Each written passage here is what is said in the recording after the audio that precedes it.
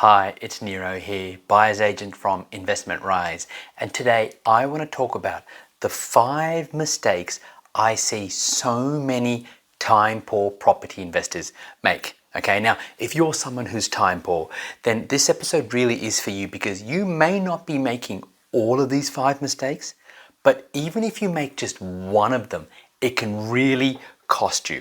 Okay, so let's begin by looking at mistake number 1, and it's a big one for time poor investors, especially those who are high income earners.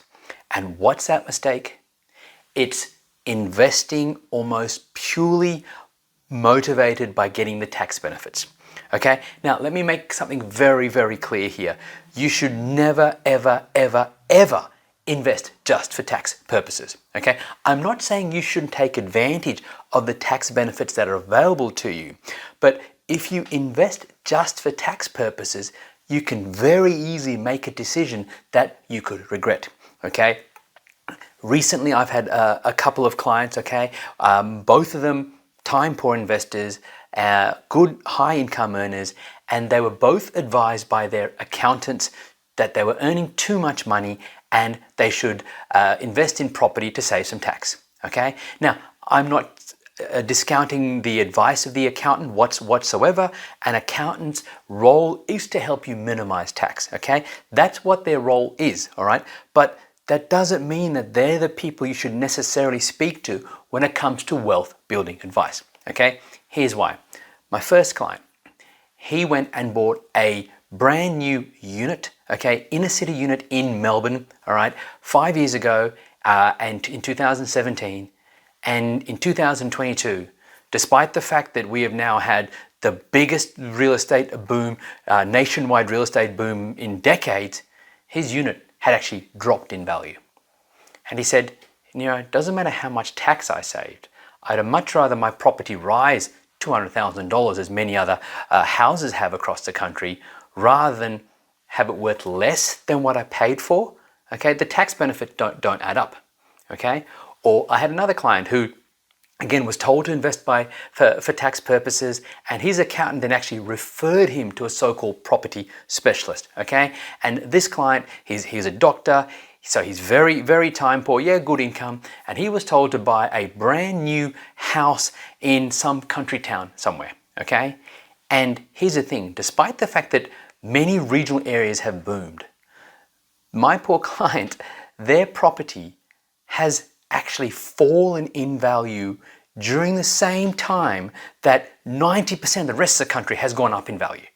Okay, and again, he's saying, look, yeah, I got the tax benefits, but I'd much rather have a property that goes up in value and pay more tax. That means I'm earning more money. Right? He got very clear that if you focus just on tax purposes, you can end up making investment decisions that actually cost you money, right? And if you're already a time poor individual, I can guarantee that you don't want to be then working just as hard for less money, okay? So don't invest just for tax purposes. Instead, the mindset you should adopt is, I want to invest to build wealth, okay? Whatever your goals are, whether it's for retirement, whether it's passive income, whether it's to, leave something behind for your children, whatever your motivation is, it should fall into the bucket of building wealth, okay? And sure, then you can use the tax advantages to help you hold the property for longer term wealth, okay? That's what they're there for. They're there to encourage you to invest and to help you hold the investment property while hopefully getting some capital growth, or waiting until the property goes from being negatively cash flow to positively cash flow, whichever strategy you're adopting, okay? But big mistake number 1, don't invest just for tax purposes. Yes, as I said, take advantage of what's available to you, but don't make that the sole motivation. Make that the cream on top. Mistake number 2.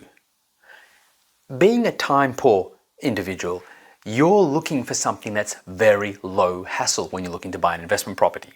And a big mistake I see so many investors make, especially in Sydney and Melbourne, is they then go and buy an apartment, okay? Because they've been told that apartments are less hassle than houses, okay?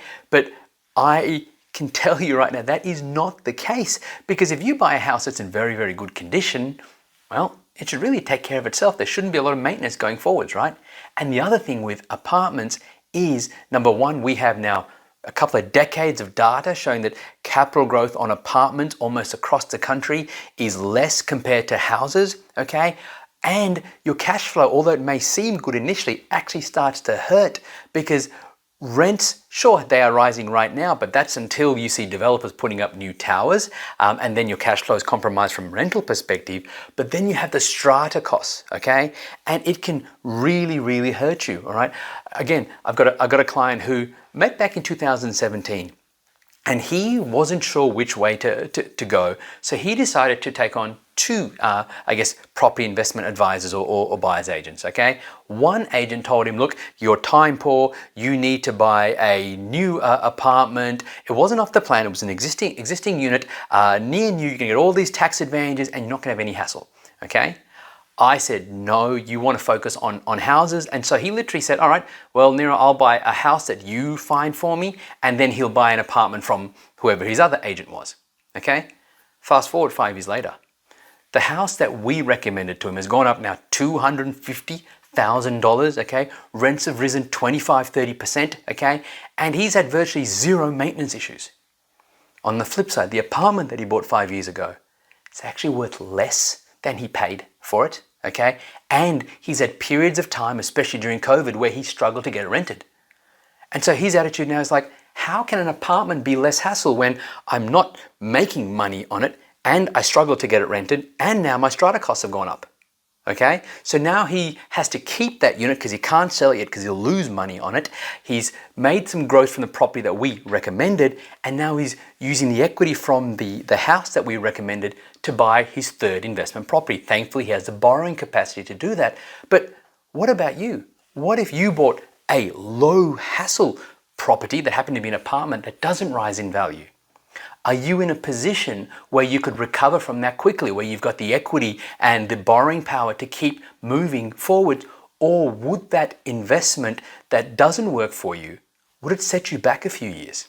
Okay, for many time poor investors, it actually would, plus it will leave a very sour taste in your mouth as well. Okay, so when it comes to looking for low hassle investments, focus on houses, but on houses that are in very good condition. Do your due diligence or get your agent to do the due diligence so that then you know that you're not going to have too much ongoing maintenance, and then you don't have to worry about strata and everything else, and you know you're buying an investment property that, if it's in a good location, so you need to do all the other area-based research, but if in a good location, you have a really good chance of getting some strong capital growth without worrying about hassle. Mistake number 3, and it's something I see especially with time poor investors who are very low risk, and they end up taking a much larger risk than they realize. Why? Because they end up buying an off-the-plan investment vehicle, whether that's an off-the-plan unit, whether that's an off-the-plan townhouse, whether it's even what's known as a spec build, where they put down a deposit and then wait for the property to be built, anything of that nature, okay? And the thing is, they are sold as low-risk investments, okay? I had a client who came to me about 3 years ago, okay? And at the time, they both had they just bought a home, a husband and wife. They were time poor, and so then very low risk, okay? And the property investment advisor, shall we call them that, had told them, oh, because you don't have so much extra savings, what you should do is buy this beautiful brand new off-the-plan unit. It was in a capital city, okay? And you don't have to worry. It's not going to settle for 2 or 3 years. And by that time, you can save up extra money. By that time, your incomes would have gone up, so you'll have extra borrowing capacity. So it's perfectly safe. You don't have to worry about anything. Oh, but you do need to put in your 10% deposit right now. No, 5%, sorry, that was a 5% deposit right now, and it's not refundable, but don't worry, you're totally safe, okay? Now, thankfully, they happened to come across, I think it's either a video or a podcast similar to what you're listening to right now from me, and they reached out to me. And I told them, don't go down that path. Instead, let's focus on something that suits your budget that you can get into right now. Fast forward a few years, that so-called unit that they were supposed to buy still hasn't been built. so many years later. Okay, it's so far behind schedule. And now in that city, the market has changed. And so we don't even know what the valuations are going to be, right? And so they would have still been just waiting around spinning their wheels. In the meantime, we found them a property. It's gone up $230,000 since they bought it. Rents have risen 25%. And I'm now helping them use that equity from their house to buy property number 2. Okay? And so the thing is that when you're buying property, you need to make sure that you are aware of all the risks, okay? And anything that is off the plan means that you are hoping and praying that everything goes well during the construction phase, the development phase, wherever you're buying the property, okay? And right now with builders going broke in almost every state, okay, I would say anything off the plan is a very high risk strategy, okay? And even if your builder doesn't go broke, there's no guarantee that they're not going to turn around and say, oh, look, our costs have gone up, so now you need to pay us an extra 50, 60 grand. And first of all, do you even have that money? And even if you do, wouldn't you rather use that money for a deposit on another property? Okay, so you just need to be really, really careful about anything off the plan, okay?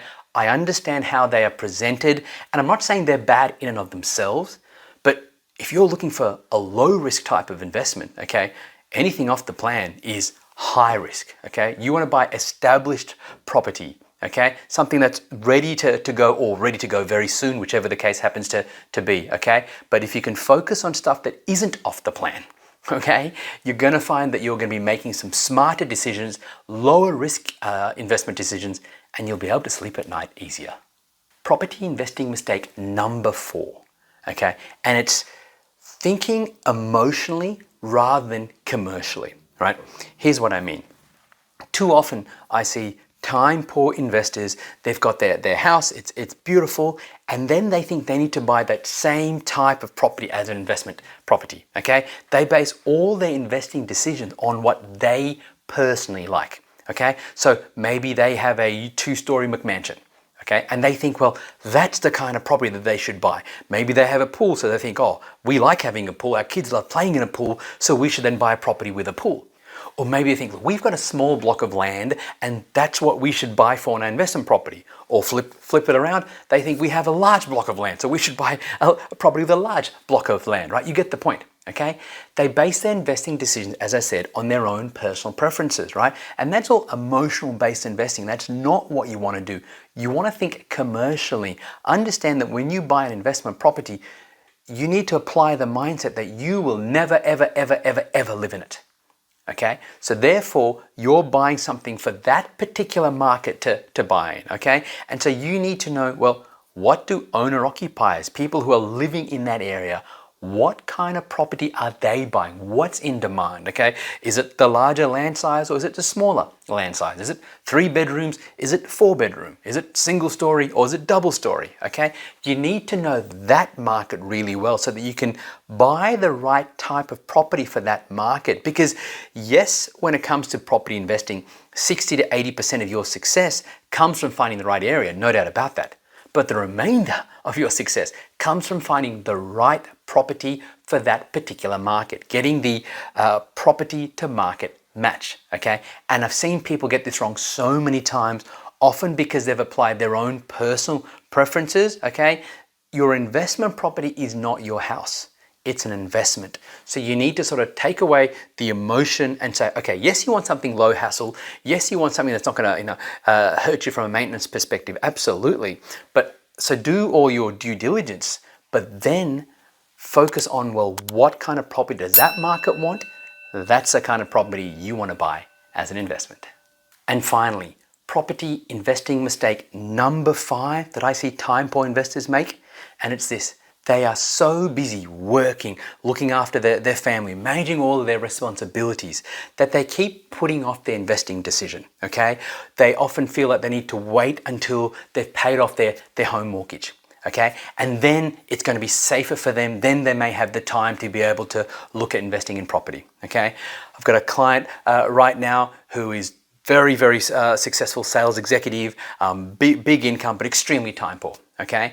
And his biggest regret is that he didn't start investing back 4 years ago when we first came across each other, Okay, he said, Nero, that area that you told me about, I said, yeah, properties there were selling for about 400 grand or so. Today, similar property is selling for $750,000. Okay, and he could have easily afforded that. The rental income was fine. It would have all made sense. But because for him, his attitude was, well, I'm busy, so it's better for me to wait until I pay off my mortgage, okay, and then invest.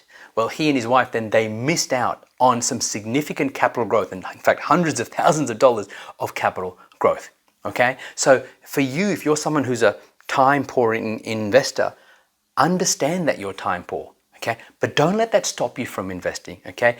Get yourself the right help, get yourself the right advice, and get started on your investing journey as soon as you feel you can afford to do so.